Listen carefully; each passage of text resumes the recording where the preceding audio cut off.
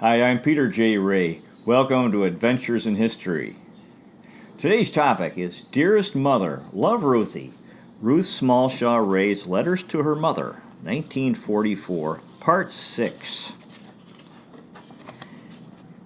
818 13th Street East, Saskatoon, Saskatchewan, Canada. May 26, 1944. Editor's note. 4 ink blots are scattered on the page with "So sorry about this" by each blot. My dear Mom, was your letter ever swell, and it was nice to hear so soon. I bet your hair looked nice, and I hope the hat does. I'll really be looking forward to the picture. Oh, Mother, I'll probably show my indefiniteness all through this letter, so I'll get it off my chest now. I still don't know what to do about summer school.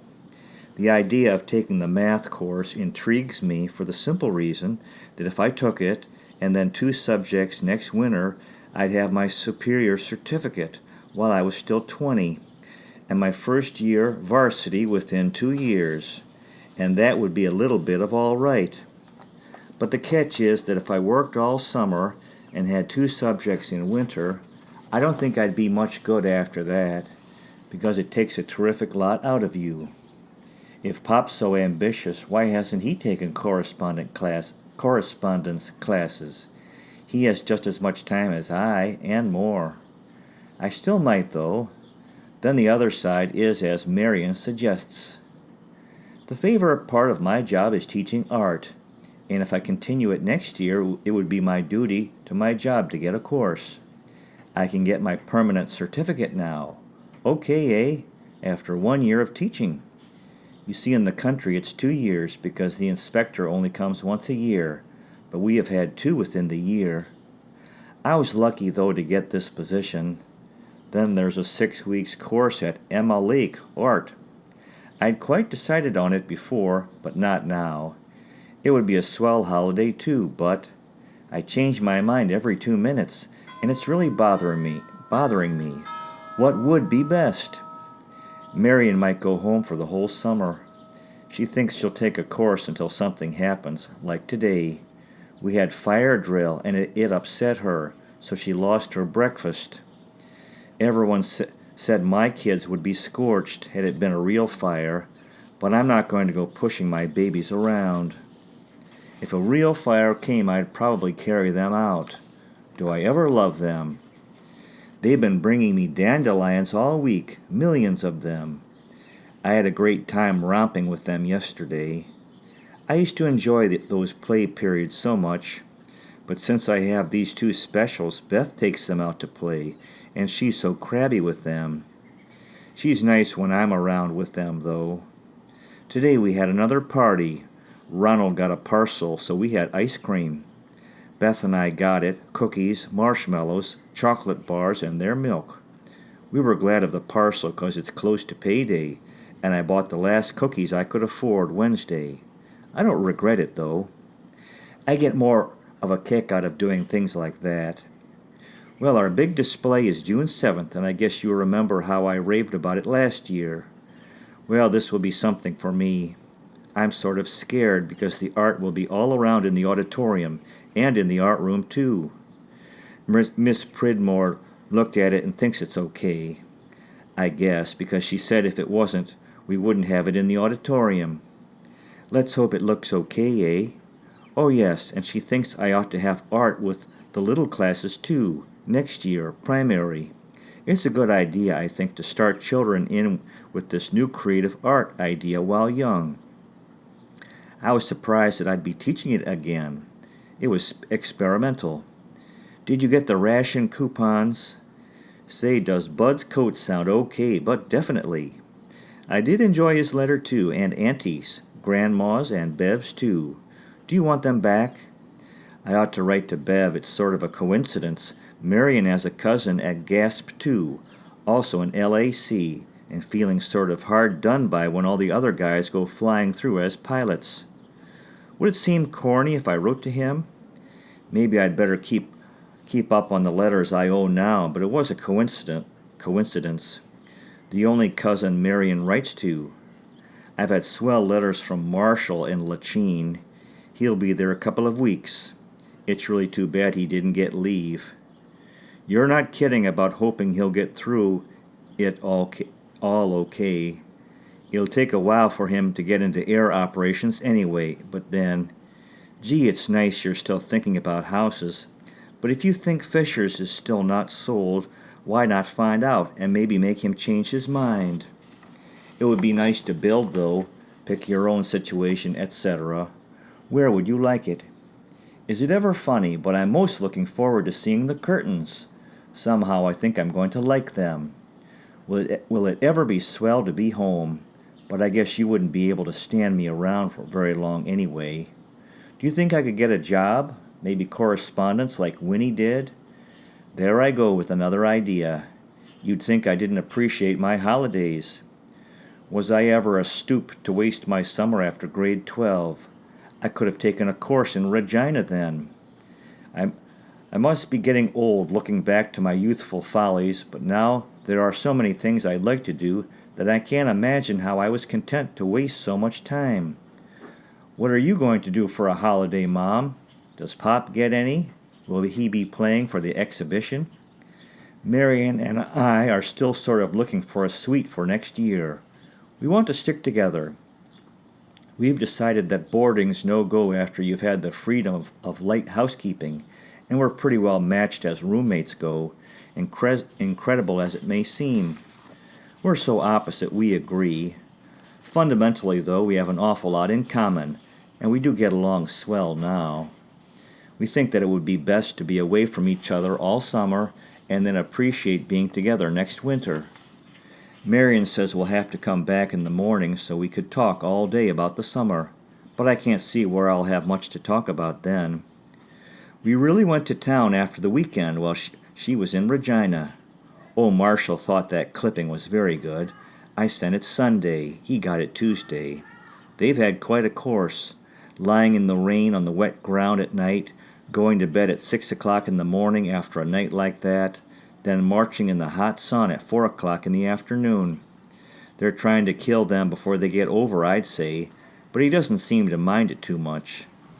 Since I've been writing this, Marion has brought me a popsicle and a piece of bread and jam. She wants me to go to a show. We've only gone to one together, alone, not foursomes. Don't think we will. Tomorrow the bigger kids at the school are having a wiener roast, and they've invited Marion and I, the only teachers. It's certainly a compliment, eh? They were finger-spelling the invitation to me in the hall, and Miss Pridmore saw it. The kids do like us, though. The night before last, Mrs. Arthur was sort of bewildered to hear a big girl at the door say, "Could I speak to Miss Stewie, please?" as best as she could. The whole baseball team came to visit us, but we had to promise not to tell on them or they get into trouble. I love you very much. Bye, Ruth. Sunday at 6 o'clock. Went to church at 11 o'clock. Hi again. I got your parcel yesterday. Everything perfect, and I really appreciate it. Glad the butter coupons were okay. Marion is always amused at the variety in your writing paper, but I love it. We had a swell hike and wiener roast. I think I had a better time than anyone. The kids really appreciated us going, and after, I asked one if they'd had a good time. Yes, with you. Nice, eh? They said they thought we were good sports. I was late as usual, and some stayed behind for me, and some came back to meet us, so I had quite a little entourage. Marion and I got white sweatshirts, and Marion wore a little sailor on a crest, and I wore Marshall's navigation wings crest, and they quite intrigued the kids. Air Force versus Navy. Oh, I was into Parrott's one night last week to get my hat. I couldn't stay, but Mr. Parrott said, "Come in, come in." Mrs. Parrott was asking today if you thought you'd be making the trip up here soon. I was over for dinner again. Marion invited me this time.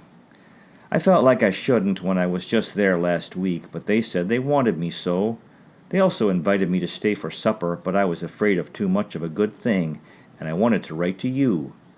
We were car riding this afternoon, and Miriam wants me to go someplace tonight. I heard all about her trip, and I guess it was really swell. She came back by way of the lakes and sat at the captain's table and was invited up on the bridge.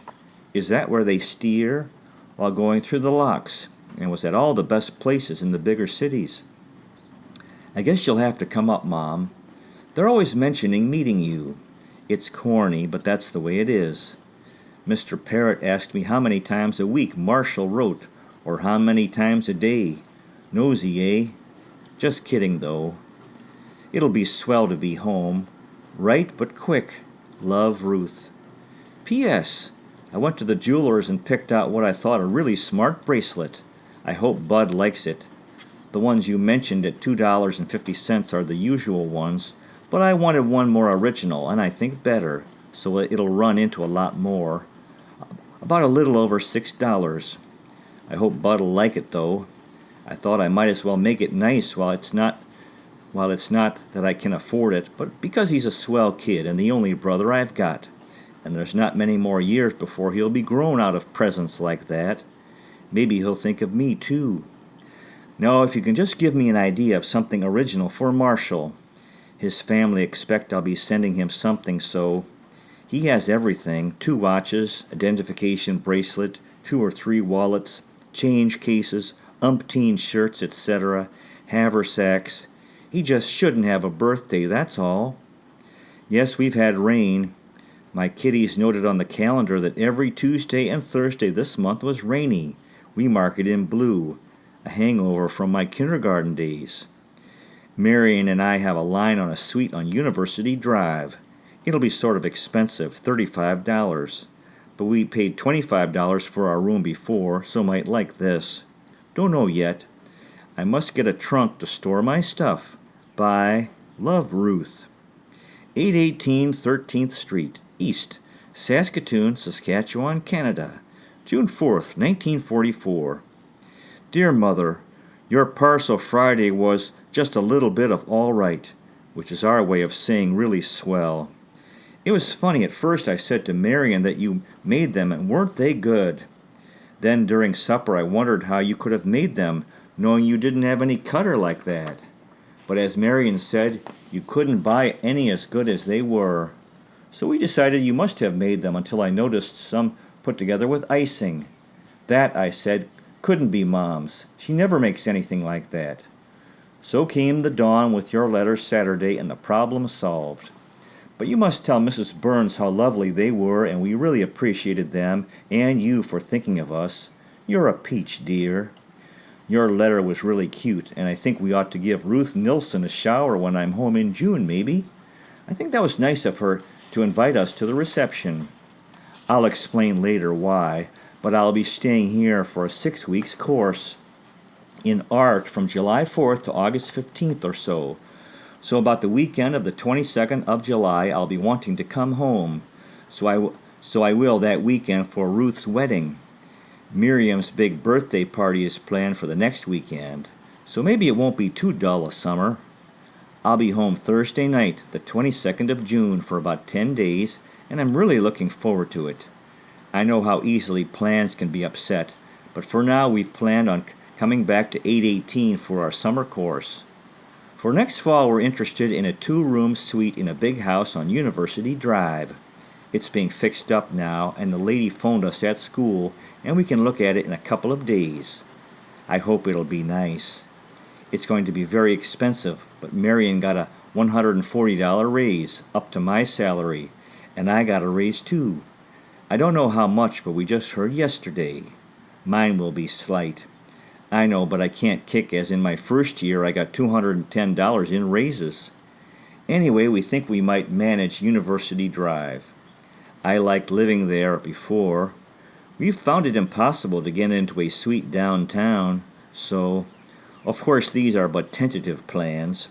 Marion was to the doctor's again yesterday, and the doctor said she shouldn't be teaching. It's her nerves.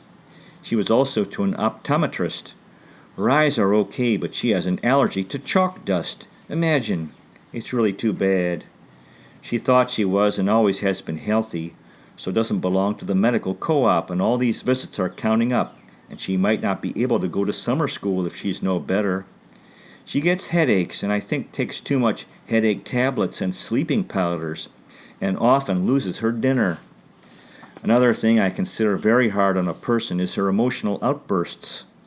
She loses her temper too easily one minute and is all amiability the next, even to her class at school. If I hadn't lived in the same house all my life with a similar type of instability, I'd say it was insanity. It is in a mild form, I guess. About the summer school, with what I have now in the way of credits, Mr. Williams has written for my permanent certificate. So for my superior, only 6 weeks credits counts, I guess. But we'll see. I think art will do me most good, and I can take math later. I guess I'll be the art teacher next year, too. And J.P. asked me what class I'd like next year. I recommended that Bob and Beatrice, my two 15-year-olds, be put on with the next class, and my 3 dull ones stay in the primary room next year. In that case, I'd get an older class, as I don't want the beginners in September. I've loved having my babies so far, but that was just best to get me on my feet. I realized that if I had started with a bigger class or in the country, I'd have probably not been so happy about it. Of course, I guess you take what you get anyway, but from having the older ones in art, I find I like older children very much too. Will Bud be going on the 25th of June? Is that ever too bad, as I'll only see him for a couple of days then, but I'll have 2 weeks in August and in September. Thanks for the inspiration about getting a photograph taken. I suppose I should.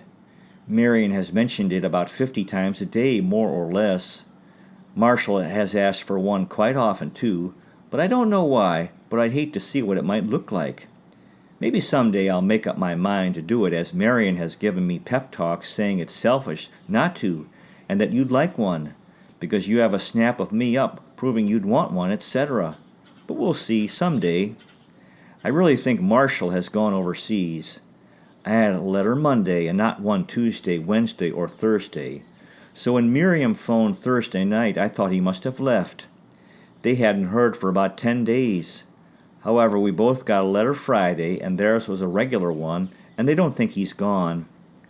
However, mine was written Monday and not posted until Wednesday. In it, he expected to be going in the next day or two, and goodbye, etc., although he said he'd phone twice, once to his mom and once to me if he could before he left. But I think that the mail was kept until the overseas draft left, but we'll see.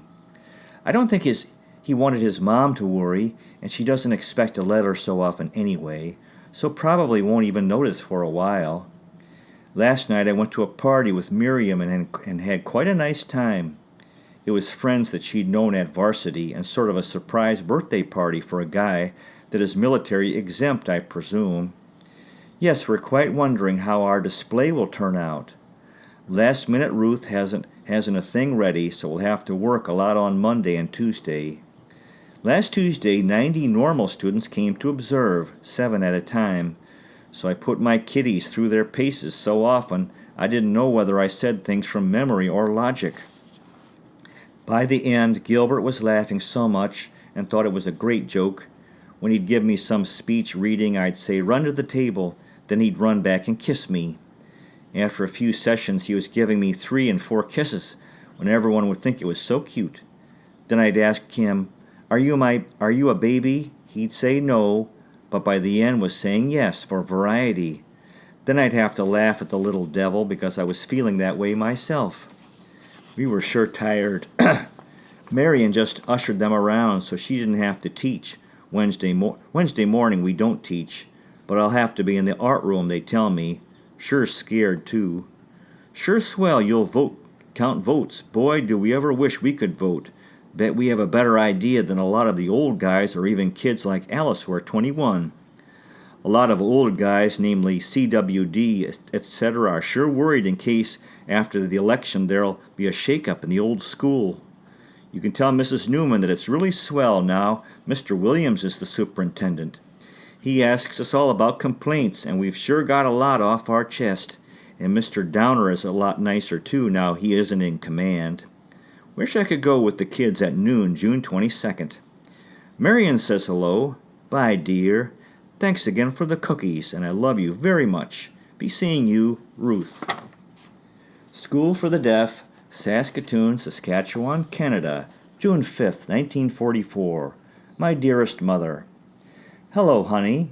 Surprised to hear from me again so soon, I'll bet. However, I'm very happy right about now, and I just knew my letter of yesterday was the droopiest thing. It had been raining for days, and I was feeling out of sorts because of Marshall going over, etc.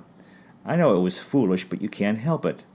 But today the sun is shining, the sky is blue, and my raise was all of $120, and am I ever glad.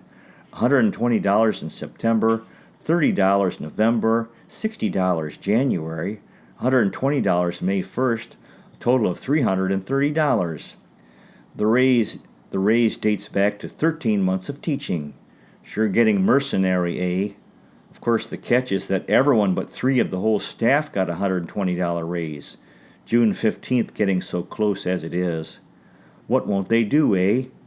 I asked Mr. Williams if they didn't notice that I couldn't vote yet, and he said maybe I'll be due for a cut in that case. Anyway, I have it now, so I thought I'd better tell my mom and pop to be sure and count those votes right. You can see how they're playing the last card, eh? Imagine just spending about $2,000 a year on one institution, and if they do that to every department, it really has pulled a lot right here onto the other side of the fence when they were a bit dissatisfied. Now Marion says they'll probably add a bonus on wheat or something to get the farmers. Well, right about now I'm getting my $1,200 anyway, so okay. Marion's still $120 behind. I'm still the youngest teacher, and I should get my permanent certificate soon. I'm in the same wage bracket as those that started in September before me. Do I ever think I'm smart? I know I'll have to try my hat on and see if it still fits, eh? But I'm due for a fall, I suppose. So I'll enjoy this wonderful feeling while I can. There's not a thing I can do now but hope that the province does okay, and by the sound of it, the university district will do its part. But this school is a hornet's nest, believe me. Count 2 in for me, eh? Love, Ruthie. To be continued. Well, that concludes today's presentation. Dearest Mother, Love, Ruthie. Ruth Smallshaw raised letters to her mother, 1944, Part 6. Good luck to you with your efforts in family history if this interests you, finding, preserving, and sharing old letters, diaries, and photographs, and interviewing elderly relatives while they're alive. You might consider liking and subscribing. You also might consider checking out our website, Adventures in History, with Peter J. Ray at peterjray.com. There's a donate button. If these videos have value for you, you might consider making a donation. I really appreciate it. Thanks so much for watching. I really appreciate it. God bless you. Take care. And I'll see you next time.